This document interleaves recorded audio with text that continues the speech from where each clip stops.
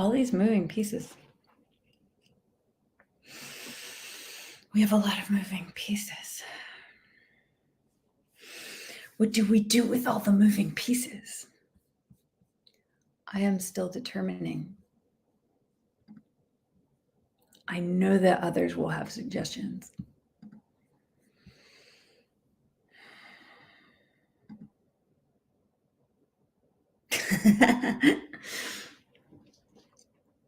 I remember doing this in 2020. Now, I don't know if I started in 2019 or if we just did it in 2020. My memory, my experiences of memory right now are different than they were before. And they're different again in these astonishingly complex ways. I know many, many, many other people are having experiences like what I'm describing. But in my experience, most aren't able to talk about it at a more widely distributed level. There is some conversation about it that is possible interpersonally if a person has people to talk about it interpersonally with.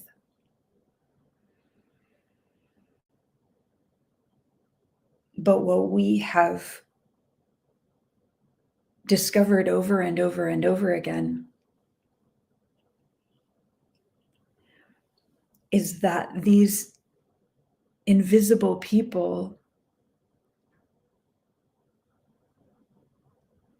living beyond the veil, where we are interacting with the world of others who don't see us or know we are there,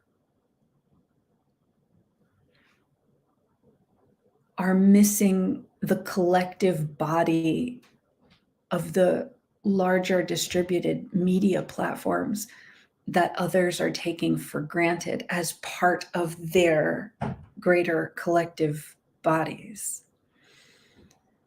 And this is the way that we've had to describe it. And who knows how useful that is. It's as close as we can get to accurate. And it's why we've built public media infrastructure in addition to the private media network infrastructure. How do these voices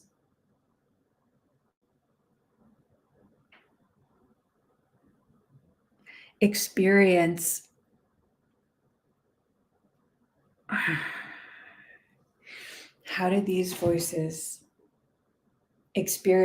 the uplifting as part of the collective body in the way that so many others experience uplifting in the context of the collective body? Someone has to be talking about it. Somebody has to be sharing about it. Others need to be present to reflect about the experiences they're learning about and share their own experiences so that there can be increased dialogue.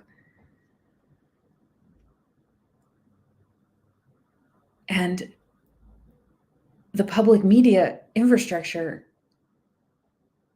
closes a bunch of really challenging gaps, where if we have those gaps, most or all of the things that people try in order to restore their function don't work. And people wonder why. People in the hardship circumstances feel all kinds of things about this should be working, or I'm bad, or like there's something broken or wrong with me. And of course, those are the messages that they're receiving from all around them in so many ways.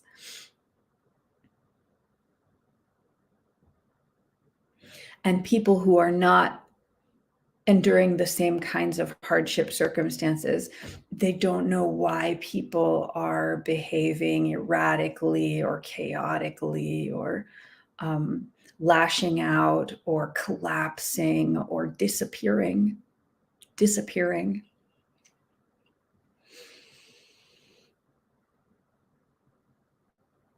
There's this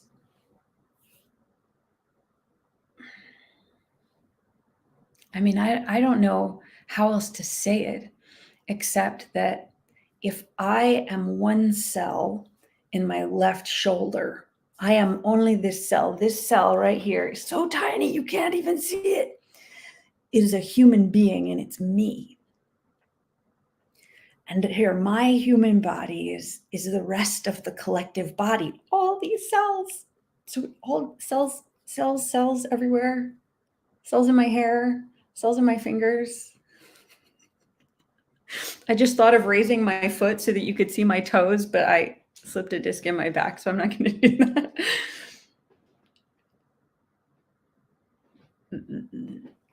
This one little cell in my shoulder that is me, that is my human body, is interconnected with the whole collective of many, many, many, many, many, many living bodies.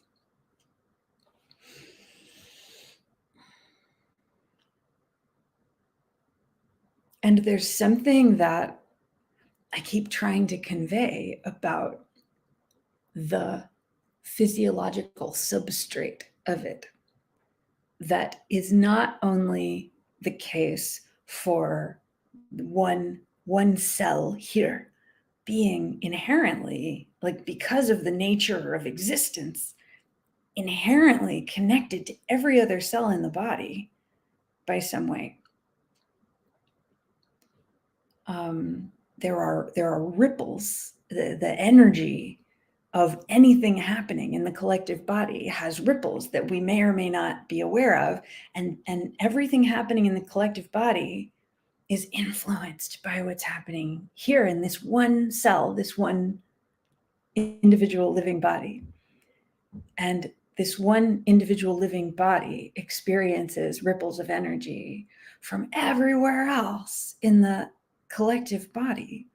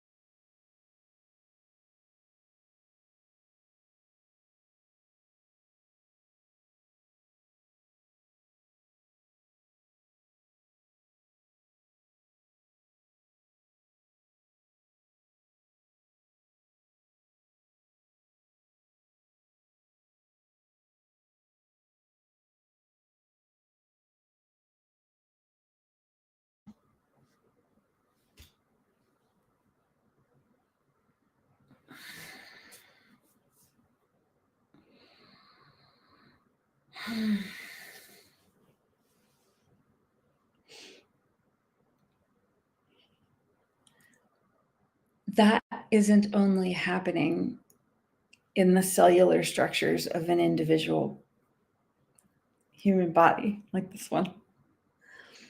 That's also happening between you and me. We could think about the nature of the collective body that is planetary, or we could think about it a different way. But either way, there is inherent connectivity between living beings. We're all here together. Being in natural environments is one way of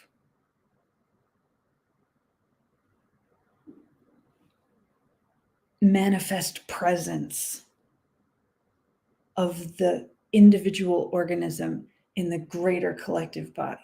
That's one way. And if people lose their privilege of interconnecting with the natural world, if people lose their contact with the natural world, if there are influences that make living beings more and more disconnected from the natural world, and if then there are structures and industries that monetize restored interconnectivity that is artificial, that is contrived, that is constructed, then we have these interesting new layers of that interconnectivity. And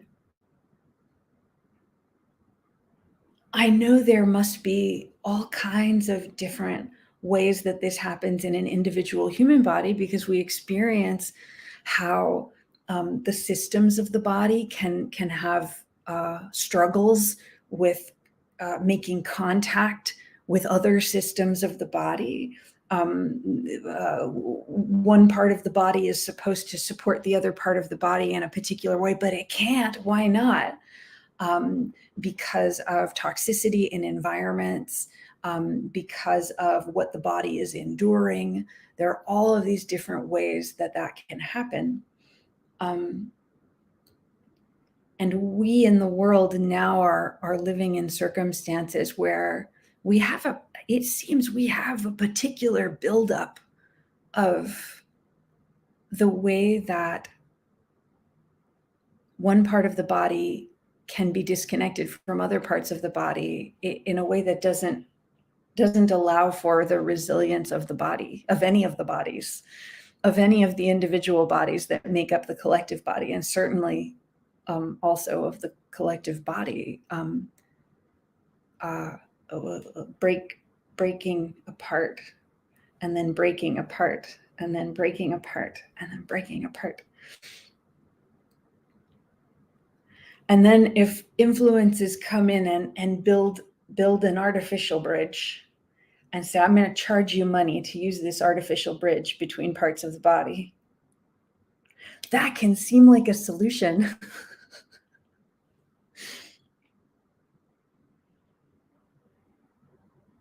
And in many ways, it is not only a solution, at least in certain ways of thinking about it, it's also a really beautiful opportunity to discover experiences that could not have been discovered otherwise, would not have been possible. I never want to dismiss the blessings of that.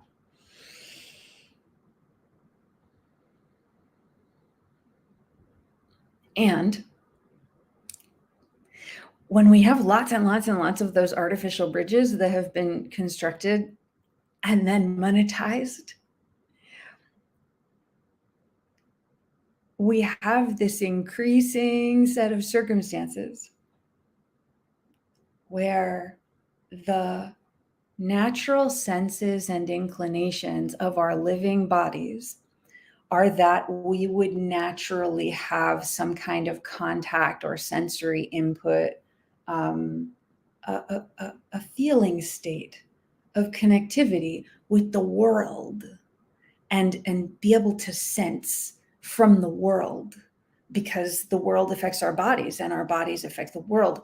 Our bodies are part of the world body.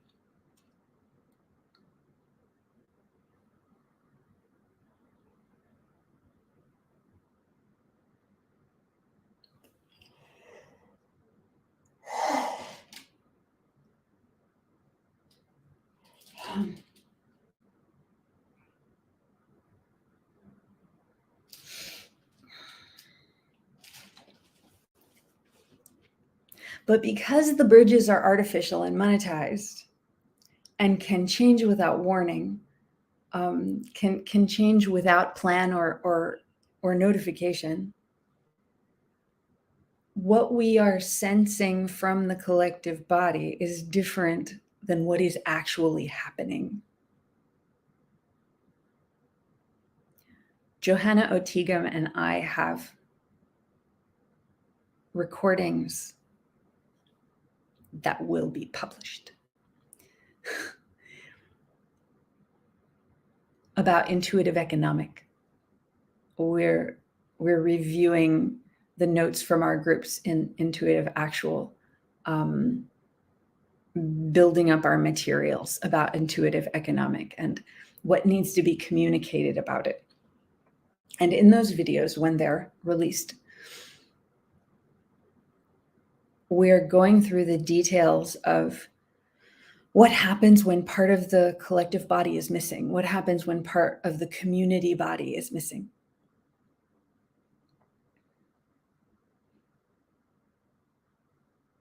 And what are the impacts to the individual, and what are the impacts to the collective?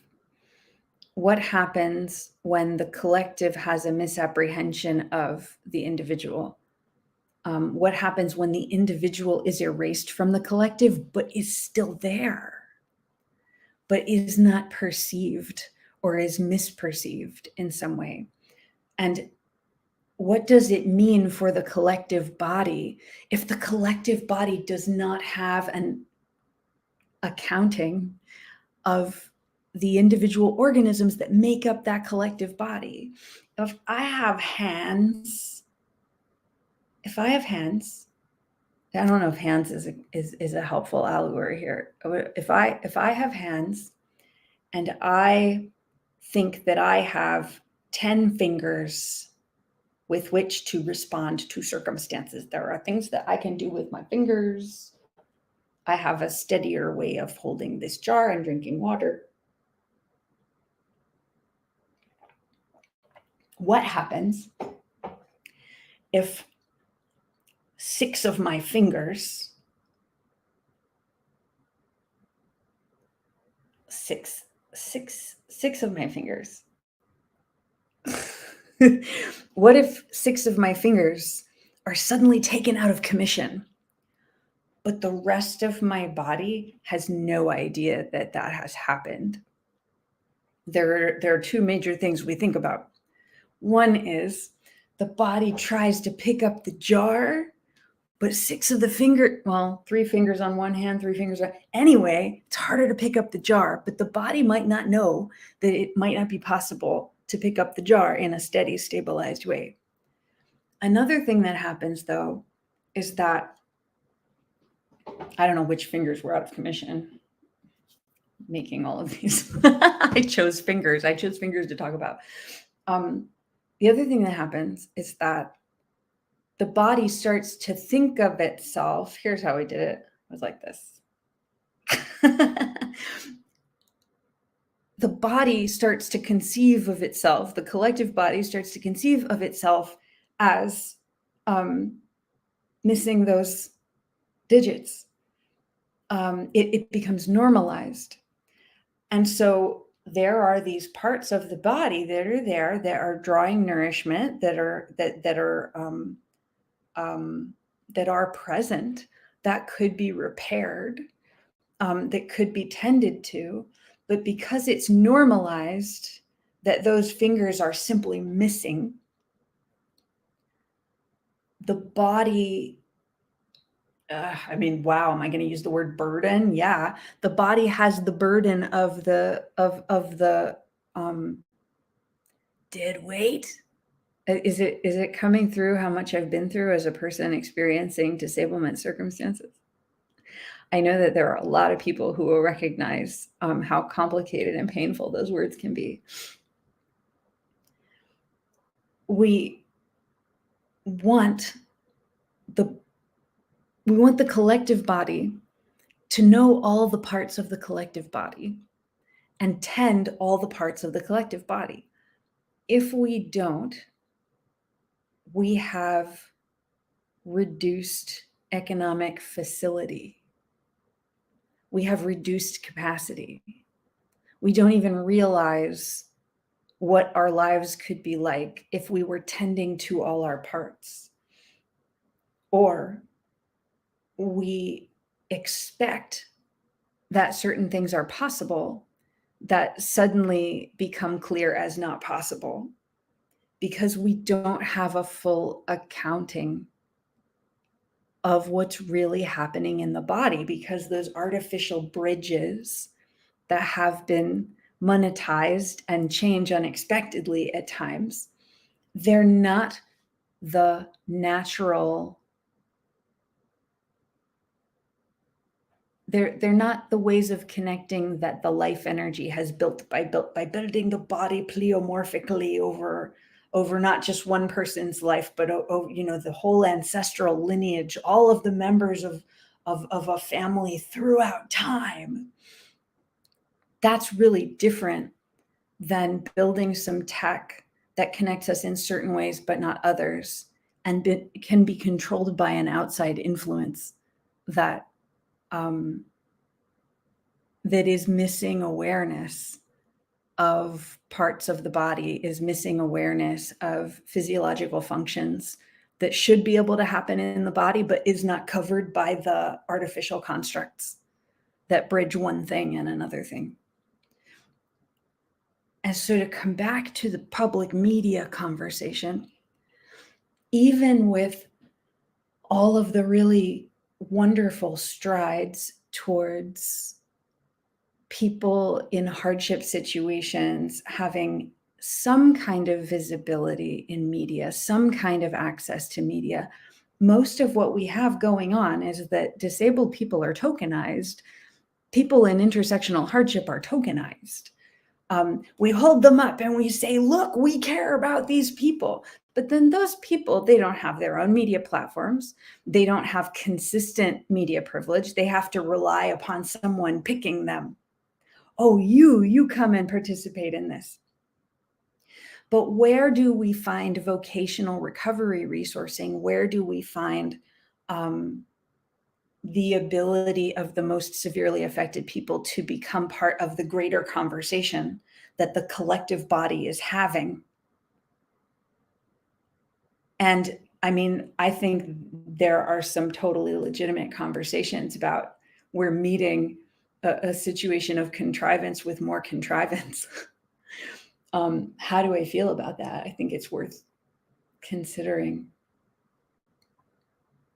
And at the same time, if we want all of the powers of the collective body to be available to deepen nourishment and peacefulness and strength building and resilience and capacity and proficiency and collaborative fluency in the collective body,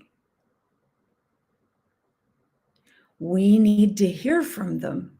We must make sure that they are not isolated from the collective body, because many or all or almost all of those artificial bridges, those contrived constructs that cost money for us to connect with, if they're not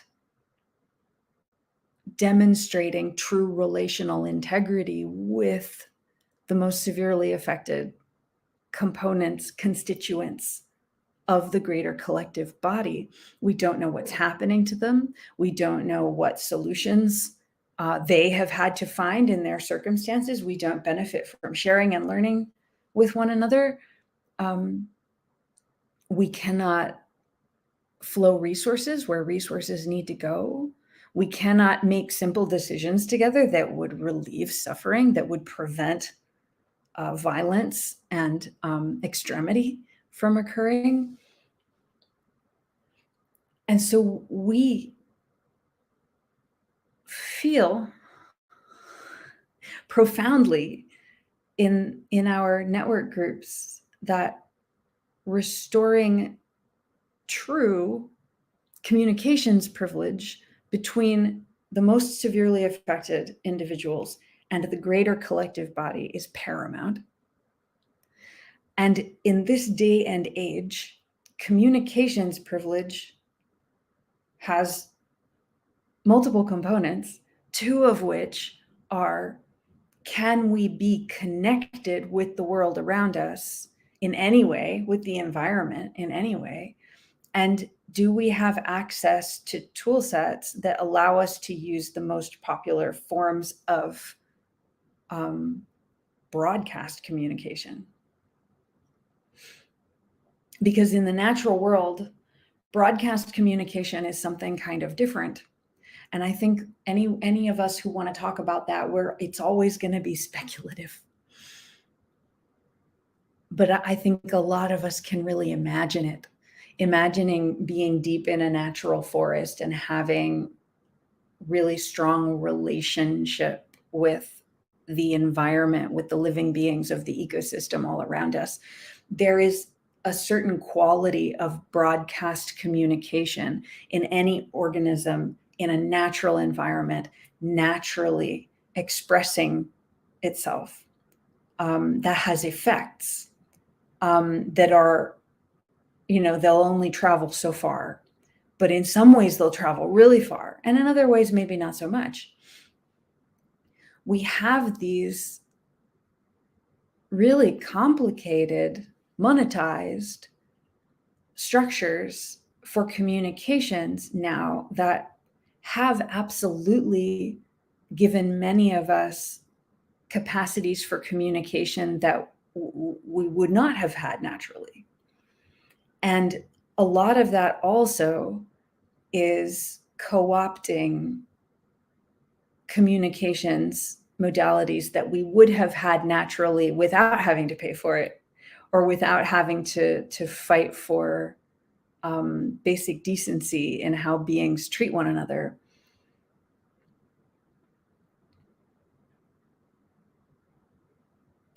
But one way or the other, we notice there are such significant benefits to conferring media privilege upon one another.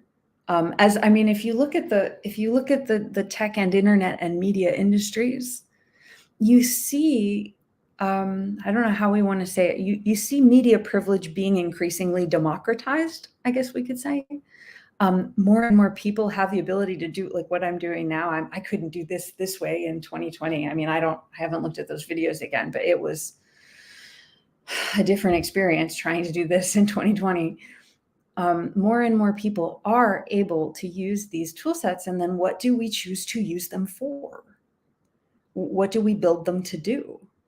In the intuitive network, we prefer to restore recovery privilege with anything that we're doing. So we don't want to just rely on the tech. We don't want to just create disability aids that will always be there. We want to restore function. We want to increase function. We want to be hopefully steadily, more or less steadily moving towards not needing the disability aid. If we have a disability aid, we want the disability aid to inherently be helping us recover from the disablement that we've experienced. And it turns out that that is far more possible in far more situations than have been indicated to us. Usually, when it is indicated to us that it is not possible to restore that function, that's been monetized, which makes it, well, it causes me feelings. I have feelings. And so we have spent, a lot of time and energy and exertion, and a lot of years now, finding different and new and better ways to talk about what is the value of hearing from people in hardship. What is the value of them being part of the community? What is the value in them being able to access anything? It doesn't mean that we can make perfect access or perfect inclusion. We are all imperfect. We have the functions we have, whether we are disabled or not, whether we recognize ourselves as disabled or not. We can all do only what we can do, but what we can do causes amazing things to occur. And when we have experienced the kinds of recovery trajectories that are possible because an individual organism who was totally cut off from the greater collective body can now express herself with increasing clarity and build her vocational platform in the world in a way that flows income into situations where there is economic strife, where people are cut off from economic participation, from financial access. It restores the fingers. And then we have all of our fingers. And we can pick up jars and drink water.